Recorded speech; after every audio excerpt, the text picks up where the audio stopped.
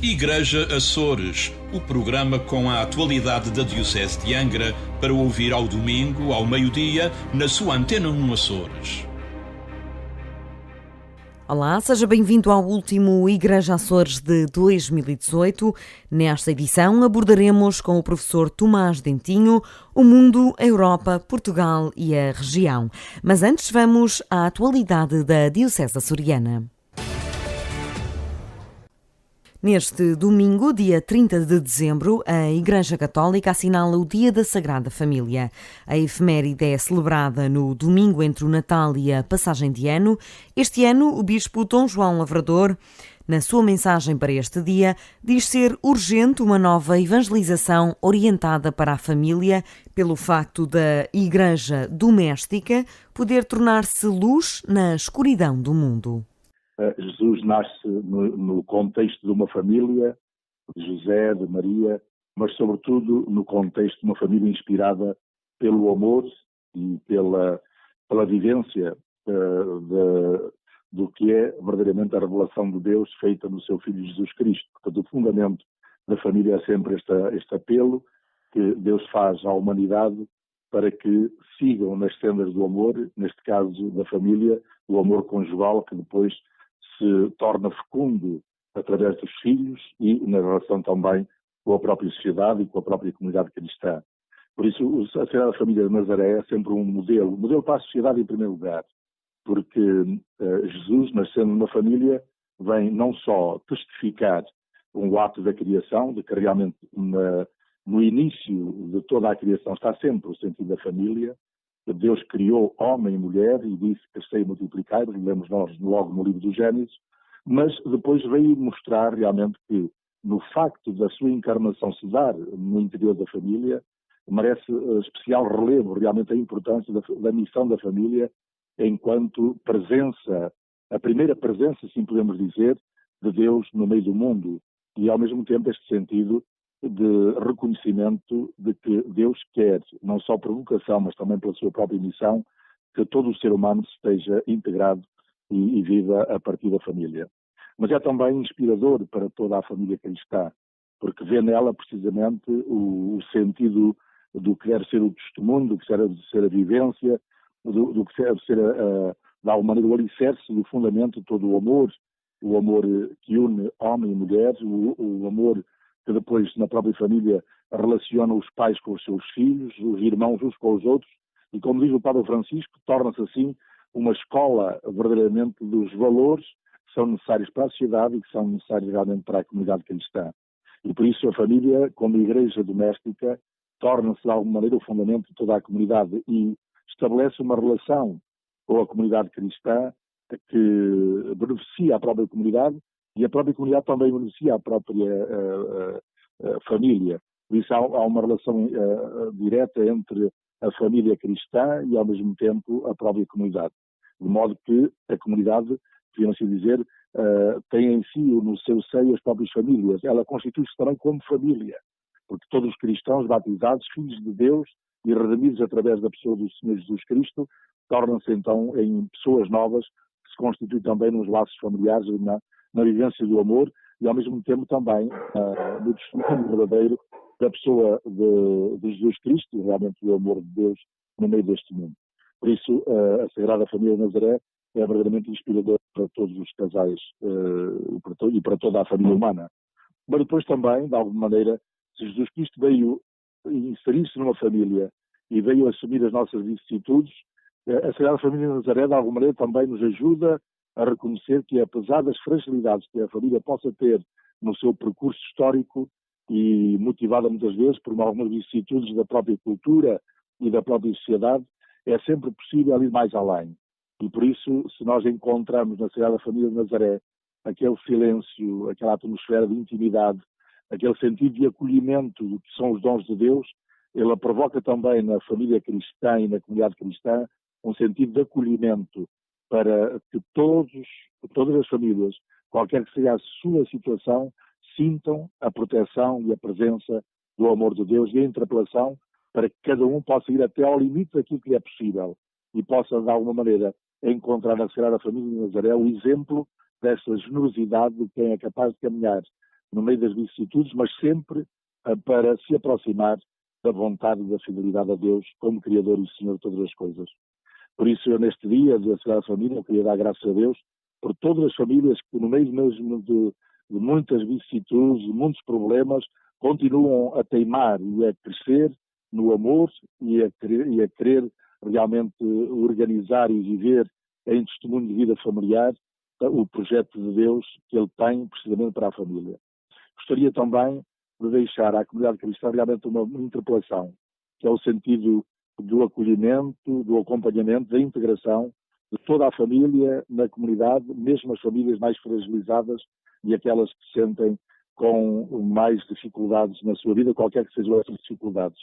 Mas ao mesmo tempo também, dando graças a Deus pela pastoral familiar que se está a fazer na nossa diocese e que já deu tantos avanços, também deixar este sentido que afinal a pastoral familiar está sempre em aberto e por isso é preciso que as comunidades continuem de maneira criativa, vendo as situações concretas da sua comunidade cristã a responder à realidade da família de hoje.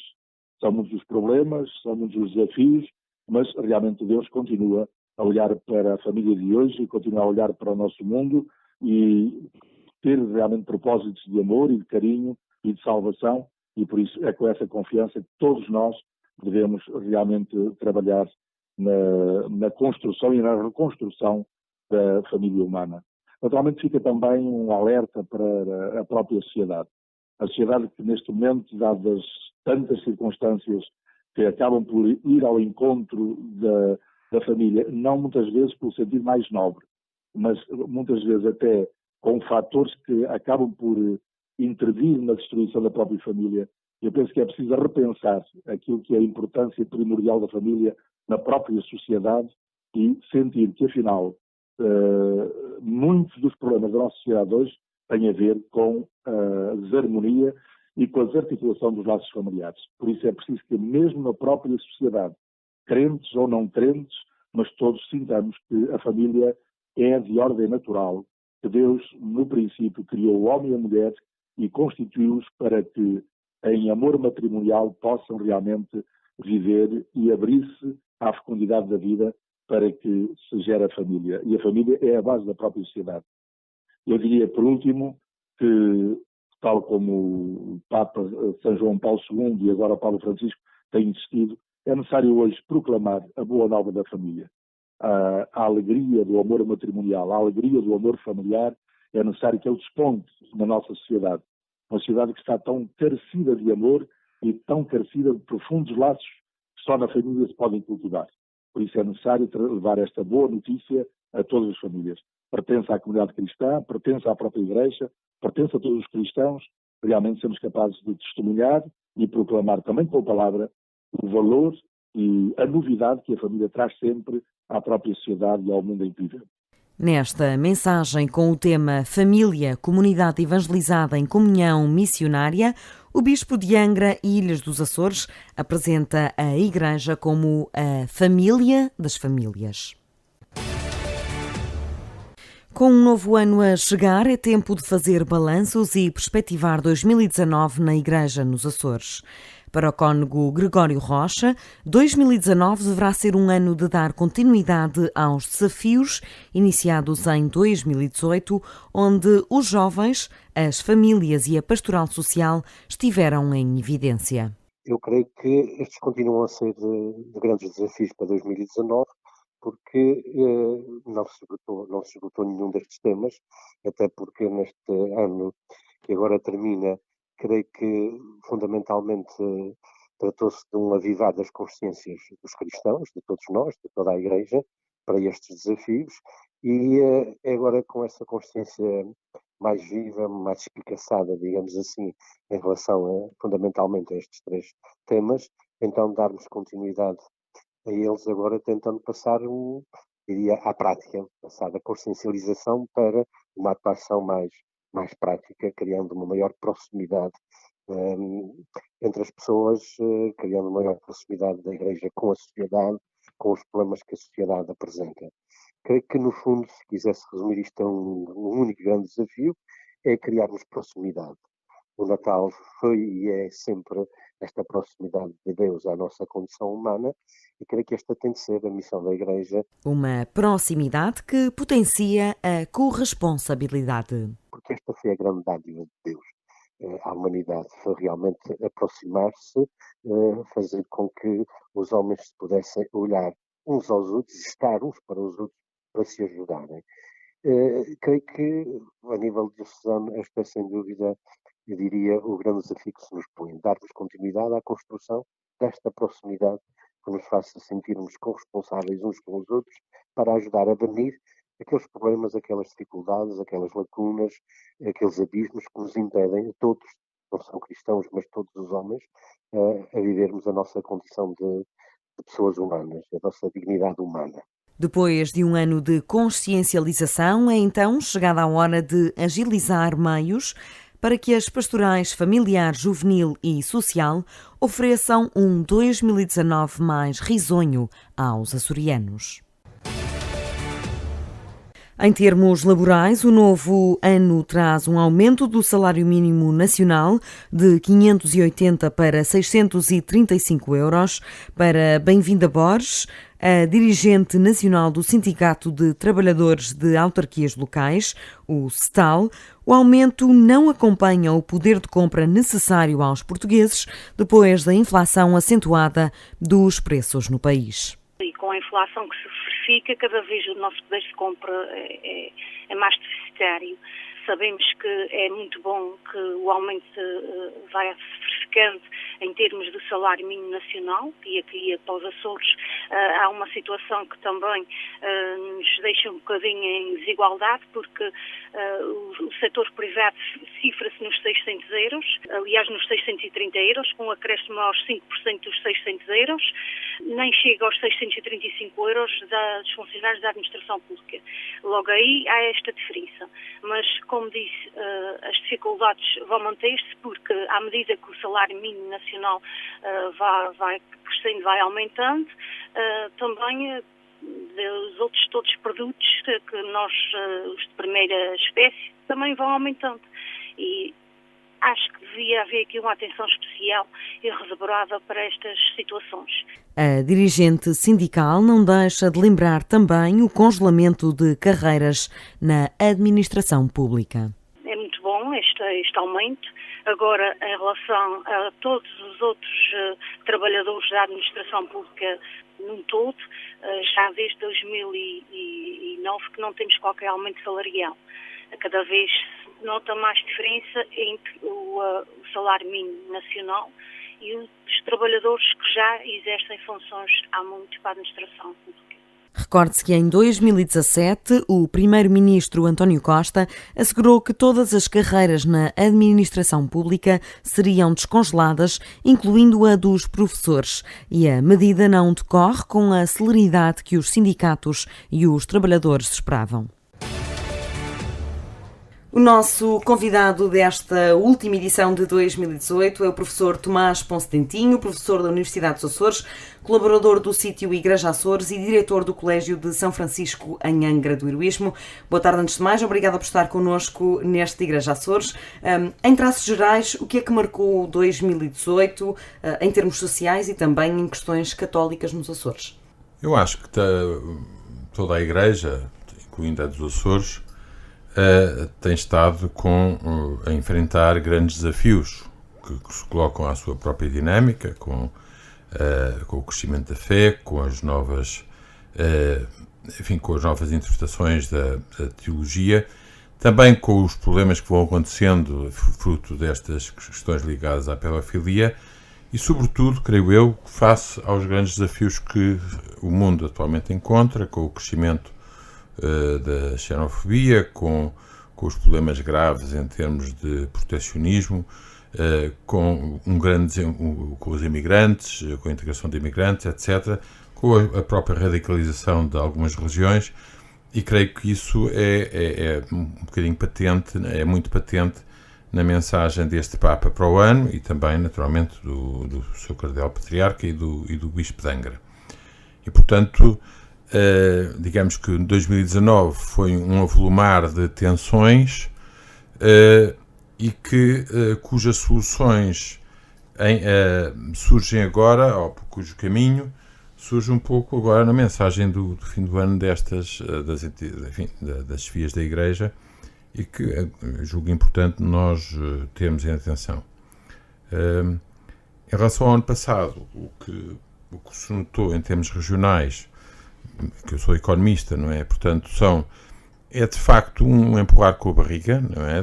Com o aumento da dívida, com boas perspectivas do lado, alguma continuação de boas perspectivas do lado da dinâmica das atividades motoras da região, nomeadamente do turismo, da produção de leite e também da atividade da saúde e da educação, das outras atividades, mas por outro lado, há um aumento da dívida que de alguma forma faz com que haja perda de emprego por essa via e, portanto, haja muitos jovens que têm pouca esperança. E aqui também esta mensagem do Papa, virada para uma maior participação dos jovens na vida política, parece ser, acertar no alvo, porque de facto não se vê da parte de quem está na política uma atenção às preocupações futuras de quem vai estar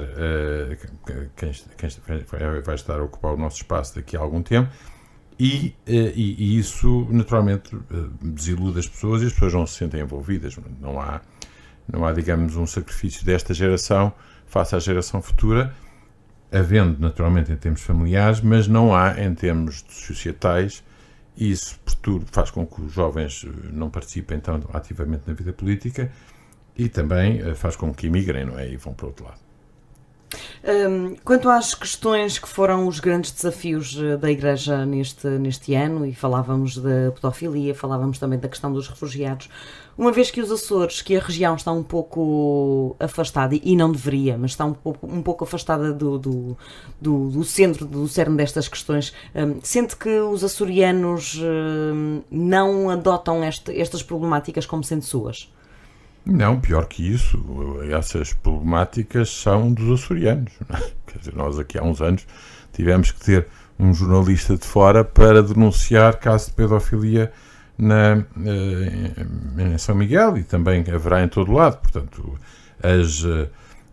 as questões da imigração e da integração é patente em algumas comunidades, como em Rabo de Peixe, como na Serra de Santiago, como algumas comunidades que naturalmente se isolam e são ghettificadas, quer porque imigram, quer por imigração, quer porque de alguma forma o distanciamento e a perda e a pobreza os faz distanciar. Portanto, esse problema é tanto dos açorianos como lá de fora. O grave é que às vezes nós, na proximidade... Os açorianos sentem isso? Sentem estes problemas? Eu acho que a Igreja sente isso, e acho que há muitas atividades ligadas a essa, e os açorianos têm uma grande cultura de integração das pessoas através das festas, da proximidade que realizam. No entanto, não deixa de ser um desafio permanente, e de alguma forma os açorianos estão, como está toda a Europa, adormecidos na questão do outro, porque de alguma forma o Estado tomou conta. O que nós estamos a verificar mais recentemente em Portugal e lá fora, é a ineficiência do Estado.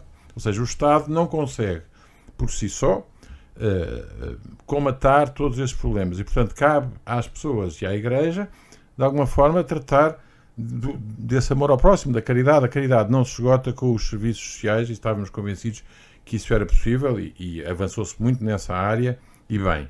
No entanto, tal como acontece em muitos serviços do Estado, e é um problema grave que nós temos em toda a Europa, não é uma questão de ter mais Estado ou menos Estado, mais serviço público ou menos serviço público, é que, de facto, a eficiência do serviço público, neste momento, por todo lado, é insuportável. E, portanto, torna os impostos caríssimos face aos serviços que são prestados. E este é um desafio, por um lado, este é um desafio que se coloca a todos nós, por outro lado, o desafio de percebermos que o Estado não consegue chegar a todas as necessidades sociais que existem, e, portanto, não só em cada uma das pessoas que presta estes serviços no local próprio, enfim, se tem essa função, vai tendo sempre essa função, porque contacta com os outros, mas isso mesmo não esgota a necessidade de cada um de nós receber o amor do próximo, e penso que a Igreja levanta essa questão. Penso que neste caso a Igreja, talvez nos Açores, em todo lado, e muito em Portugal, se acomodou, não é? Se acomodou ao Estado, e portanto acaba por ter esta tentação de acomodar funcionários e julgar que isso é serviço e não de prestar serviço. Isto que, enfim, no fundo, é esta revolução radical, como diz o Papa, que eu acho que é necessário fazer, é que, de facto, o serviço público não é para servir os próprios. E neste momento, com o peso que temos no serviço público na Europa e muito nos Açores, estamos numa situação em que perdemos o serviço do Estado e o serviço ao próximo como uma função, e às tantas as máquinas são tão pesadas que elas próprias tratam de encontrar emprego para as pessoas que são próximas, tratam de resolver problemas internos e não externos.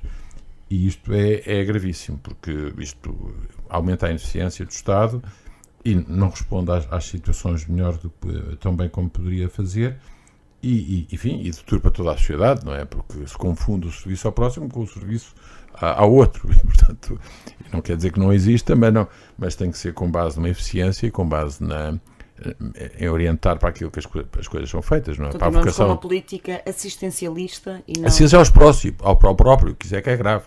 Para além da política assistencialista, que tem um limite e que não esgota, diz o Papa, não esgota a necessidade que o outro tem vemos isso dramaticamente nos lares de idosos, vemos isso em muitos sítios, não esgota a necessidade, a sede do outro, que de alguma forma o Tolentino Mendonça falava à Igreja, mas também se adultera porque acaba por servir ela própria. Isto acontece muito em associações, enfim, mais coletivas, em que chegamos a uma determinada altura, perdem a noção de que aquilo é para servir a função para que foi criada e viram-se para elas próprias e portanto, sem servir. É como se uma comissão de império, às tantas, usasse todo o dinheiro para fazer uns jantares próprios e não se percebesse que tinha que organizar uma festa e educar a comunidade. E é isso que está a acontecer em muitos dos serviços do Estado e em algumas associações que estão, de alguma forma, muito apoiadas no Estado. Continuamos com enormes índices de pobreza, quando o país alegadamente cresceu. Em termos económicos, como é que se explica este fenómeno e o que é que os Açores, para além do que já referiu, estão a fazer de tanto errado neste sentido? Porque é que continuamos com estes índices de pobreza? Olha, há uns anos estudei aqui a pobreza, num pequeno estudo que fiz, e de facto, por um lado, a pobreza, há uma causa, há dois fatores importantes. Um é que os pobres são pobres porque acham que precisam do outro demais, não é? Porque não depende, acham que não depende, a culpa é só do outro. Isso é uma característica típica, enfim, que encontrei, que não vi negada, dos pobres. Outra situação deste pequeno estudo que fiz é que as soluções para atingir a pobreza são completamente diversas, muito dispares e, portanto, e todas elas, de alguma forma, eliminam a necessidade da proximidade, eliminam a necessidade da caridade, que é esta dimensão que é. Para além disso, há causas macroeconómicas da pobreza, do aumento da dívida feita pela região, de empurrar para a frente, aumenta o desemprego e, portanto, aumenta a pobreza, a falta de integração ou a expulsão dos imigrantes que estavam nos Estados Unidos e que são recambiados para cá, de alguma forma também muitos deles têm dificuldade de se integrar e aumentar a pobreza. E depois há outros fatores de atividades recoletoras, como seja, enfim, apanhar lixo ou alguma caça, alguma pesca. Há atividades que levam natural, e alguma pesca, não toda, mas quando a pesca não é bem regulada, leva à pobreza. Portanto, há questões, digamos, há muitas causas da pobreza e há causas que podem ser corrigidas. A pobreza nas atividades recoletoras pode ser corrigida com direitos de propriedade, sabemos isso em todo o mundo. Portanto, a questão de rabo de peixe, a questão das comunidades pescatórias é possível resolver com outra atitude. A questão da pobreza congênita é evidente que é uma questão de educação e o apoio às comunidades mais pobres, enfim, que de alguma forma a região tenta fazer, mas depois não faz. De alguma forma, o ensino diz público, mas depois é privatizado. Eu noto isso agora no domínio do Colégio São Francisco, que de facto há uma espécie de privatização da escola pública em que algumas turmas acabam por ser privilegiadas, naturalmente, porque os pais assim defendem, e há muita gente que sai ou que é abandonado no sistema porque se deixam passar até ao 12º ano ou até à escolaridade obrigatória sem grande problema e, no fundo, não se dá os instrumentos naturais para as pessoas depois enfrentarem a vida profissional. E isso é uma falha, não só uma falha, enfim, direta de nós que ensinamos, e eventualmente não estamos a atender a todos aqueles que nos chegam, mas também uma falha de sistema, que é um sistema montado para que às tantas é preciso toda a gente passar e, portanto, não se dão as competências. Quer dizer, a educação há sempre muita coisa a fazer. Certamente é importante estarmos alertados que o que há a fazer e temos as soluções para isso. O alerta que nos é dado nesta preleção do Papa é orientado para a política, para a boa política que cria a paz e que serve os outros. E, de facto, atualmente nós temos má política e muito ineficiente política, da esquerda à direita, de todos os partidos. Quer dizer, a solução política não está resolvida porque temos, de alguma forma, o Estado, as ineficiências do Estado e as desatenções do Estado e dos políticos não conseguem, de facto, atender aos problemas sociais, económicos e ambientais que temos. E, portanto, é essa radicalidade que é precisa, de alguma forma, exigida pelo Papa, enfim, dando espaço aos jovens e, de alguma forma, olha, diz aqui no fim, eliminando os soberbos, derrubando os poderosos e exaltando os humildes. É assim que o Papa acaba, não é? A sua carta, o seu discurso de fim do ano. E, portanto, há aqui, nesta carta, penso eu, muito interessante, muitos desafios. Não se trata de criar novos partidos ou de novas coisas. Se trata dos partidos que existem, da esquerda à direita, da frente e de trás, de perceberem que eles ou mudam isto, ou então o Estado desagrega-se, colapsa. A desagregação da União Europeia é porque, de facto, as políticas da União Europeia não servem aos europeus. A desilusão dos jovens é porque, de facto, as políticas dos Estados, nomeadamente do Estado português e na região autónoma, não agrada, não envolve a juventude, para além daqueles que se tornam, digamos assim, parte do aparelho durante algum tempo, porque é insuportável, aquilo não é sustentável a forma de garantir emprego no Estado por parte da entidade pública. Portanto, há aqui tantas coisas a fazer já este ano que não tem cor política, estamos todos envolvidos nisso e, de alguma forma, todos nós temos um pouco culpa daquilo que está a acontecer, mas é urgente perceber e atacar os problemas como eles são, e eu, infelizmente, não vejo grande atividade nisso, porque grande parte os funcionários públicos são tantos que quem, de alguma forma, propuser uma mudança não aumenta a produtividade. Não é para as pessoas ficarem... porque há, de facto, necessidades públicas grandes. Propuser uma mudança, qual o risco de haver logo umas greves e haver logo isto e haver logo aquilo? Neste momento, o que está a acontecer é apenas uma questão orçamental. O que o, Centeno e o que o anterior, o Vítor Gaspar, e aquela senhora Albuquerque fizeram foi para meter as contas, não mudaram nada da eficiência do Estado, nada. E isso é que o desfazer, porque de facto não vale a pena estarmos é claro que os funcionários públicos querem mais, mas quem paga os impostos e quem quer os serviços de qualidade também quer mais. Uhum. Portanto, há aqui e no fundo não é uma questão de regra de jogo, porque as pessoas são todas fantásticas. Agora é uma questão de regras de jogo que estão mal definidas e que é preciso adequar. E, enfim, há algumas soluções. Portanto, a questão dos círculos uninominais ou binominais é uma, para aproximar o eleitor do seu representante, e isso melhorando também a qualidade desse representante. E depois há regras simples que é possível introduzir na saúde, na educação e nos serviços públicos, que não são assim tão difíceis de implementar, que alguns países do norte da Europa já implementaram e que não foi por isso que reduziram o peso do Estado. Como por exemplo? Olha, por exemplo, em termos de educação, há uma regra muito simples, em termos dos serviços públicos.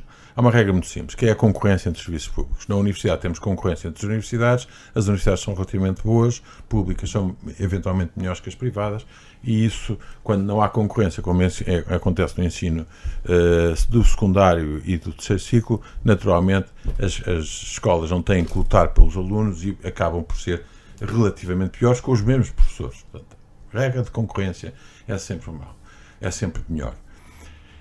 Não era necessário concorrência quando existia falta, não é? Quando havia falta de professores, falta disto, falta daquilo. Nessa altura é preciso uma autoridade que redistribua os professores por todo o território e os médicos por todo o território. Neste momento a concorrência é regrada e naturalmente não é pagando a um como ao Ronaldo e ao outro como um jogador aqui enfim, amador.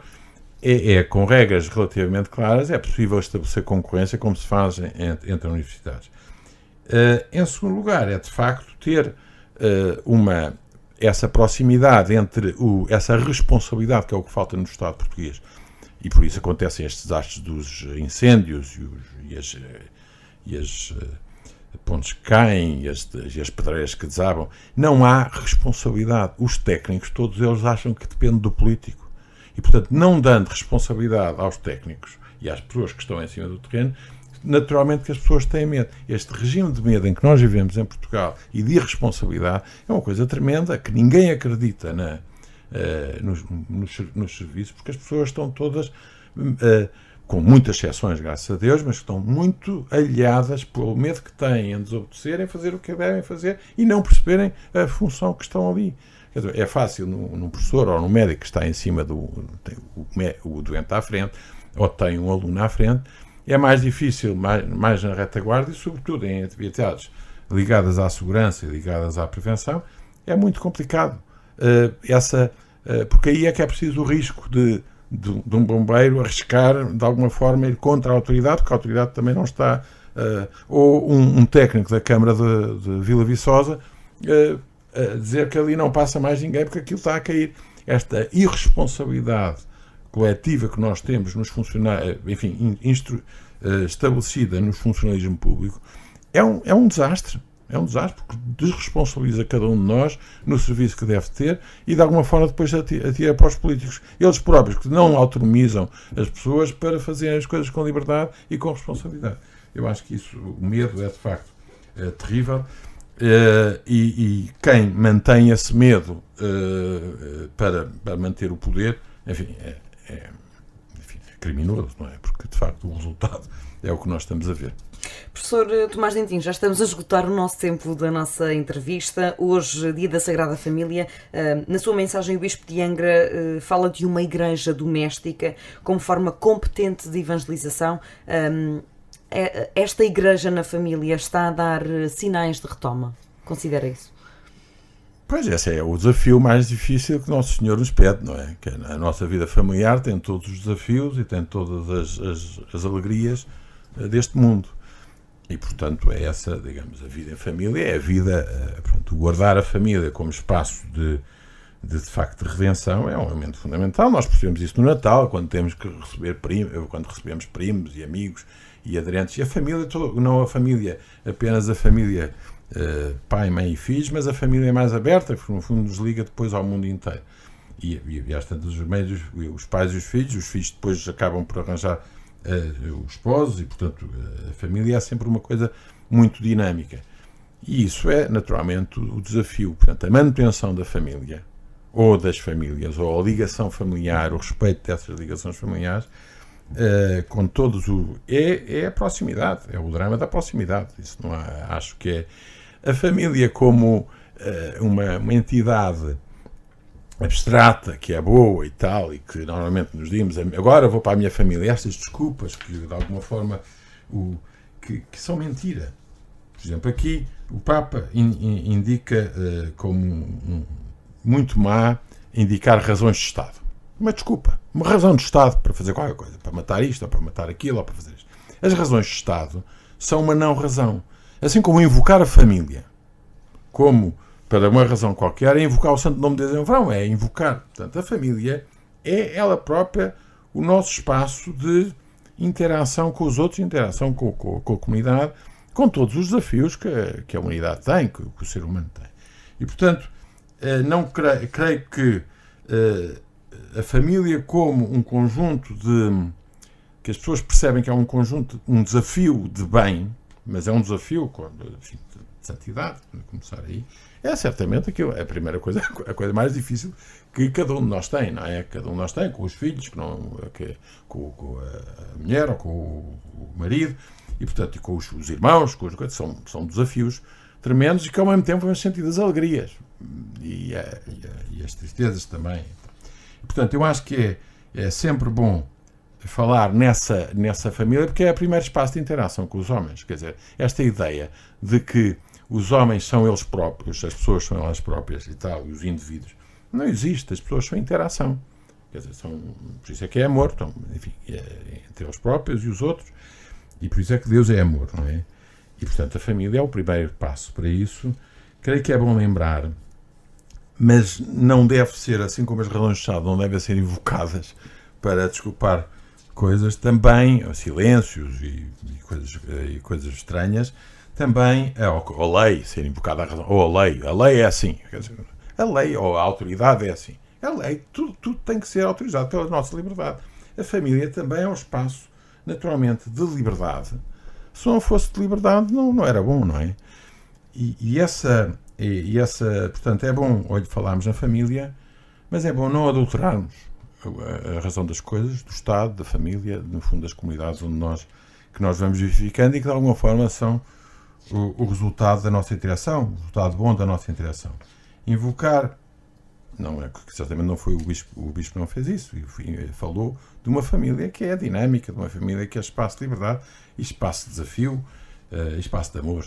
Sim, senhor, muito obrigado. 1 minuto para os seus desejos para 2019. Olha, em 2019 eu gostava que a Europa se resolvesse, não é? A Europa eu acho que é um desafio, aqui também se fala, o Cardeal Patriarca fala nisso, é um desafio muito importante porque para resolver, não há forma francesa e alemã para resolverem, que é uma forma, viu-se, de Sacro Império Romano-Germânico, etc., que não funcionou e nunca funcionou, mas uma forma nova. E por isso é que os ingleses, que são os únicos que de alguma forma têm liberdade para sair, estão a pôr isto em causa e os noruegueses nunca entraram. Portanto, a Europa tem que ser resolvida de forma nova e não para replicar os Estados Unidos ou o Japão ou a China, para criar um espaço de liberdade, e até agora tem-o conseguido sem formalismos demasiados. O que, a meu ver, a Europa institucional que se tentou criar, um novo Estado, prejudicou esta Europa mais funcional que se vai construindo através do conteúdo e que se vê nos jovens, nos Erasmus, na movimentação, e que de alguma forma estas barreiras à imigração, estas crises, etc., têm minado. Eu acho que a Europa é uma... Aqui, em segundo lugar, Portugal e a região, era bom que o Estado, e estamos focados aqui no Estado, olhasse para a sua ineficiência e tanto políticos como funcionários chegassem a novas regras de jogo que lhes permitem, de facto, ultrapassar a questão da ineficiência, que vai levar que já provocou uma crise danada, doida anteriormente, enfim, no tempo, na evolução do Guterres, Sócrates, Durão Barroso, etc., portanto, digamos, na gerência PS-PSD, às tantas o Estado colapsou, e estamos agora apenas a apertar o cinto e não estamos a resolver os problemas que criaram essa crise de ineficiência do Estado e de ineficiência dos serviços públicos e de irresponsabilidade dos serviços públicos, com uma gente ótima que nós temos, de facto, os portugueses, vemos cada vez mais em confronto com os outros, têm uma sabedoria muito grande que é vista nos sítios onde nós emigramos, onde nos integramos bem, onde rapidamente adaptamos instituições e criamos desenvolvimento. E aqui dá a impressão que há uns medos, uns velhos do Restelo, umas incapacidades para ajustarmos o que tem que ser ajustado. O Papa chama mudanças radicais, porque de facto o mundo neste momento, com está, eventualmente, se o protecionismo aumenta, e isso é uma esperança para 2017, 2019, que os 90 dias de tréguas entre o presidente Xi e o Donald Trump para não aumentar as barreiras alfandegárias, é fundamental que não existam, porque eu estive agora na China e eles dizem que até 10% das barreiras alfandegárias aguentam e não há impacto nenhum. Não há grande impacto, enfim, adaptam-se. Mas quando chegar aos 25%, aquilo provoca uma séria crise, e provando uma séria crise, naturalmente que são as próprias famílias chinesas que se revoltam contra o mundo e que podem tomar uma atitude agressiva. Foi isso que causou a Segunda Guerra Mundial, quando a Alemanha se viu impedida de exportar para os Estados Unidos, que criou um regime protecionista, e é bom que a história não se repita, porque às tantas não são os políticos que fazem a guerra, são as famílias que fazem a guerra. Às tantas, quando têm desemprego, quando não têm forma de vida, são as famílias que mandam os filhos para a guerra. E este perigo, portanto, este perigo internacional é um perigo importante, o desafio europeu é também um desafio importante, e aqui o desafio regional e nacional em relação ao Estado, tudo ele, curiosamente, ao nível do Estado, porque as pessoas têm-se portado bem, eu acho. Muito obrigada e um feliz ano novo para todos os nossos ouvintes. Nós regressamos em 2019 para mais Igreja Açores. Igreja Açores, o programa com a atualidade da Diocese de Angra para ouvir ao domingo, ao meio-dia, na sua Antena 1 Açores.